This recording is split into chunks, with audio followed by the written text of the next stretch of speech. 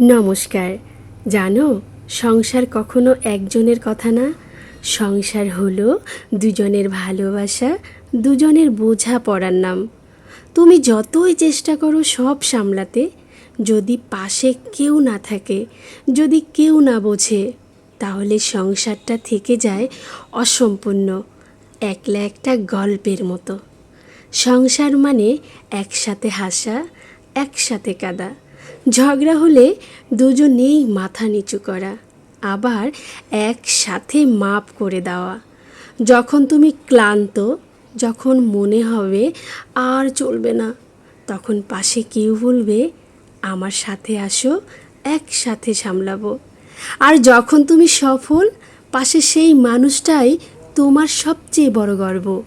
সংসার মানে দুজনের হাত ধরার গল্প, দুজনের একসাথে যাত্রার নাম। তুমি একলা পারবে না, সংসার দুজনেরই মিলন, একসাথে চলার নাম। এই হলো সংসার, দুজনের সুখের সংসার। ভালো লাগলে লাইক করে কমেন্ট করে ওটা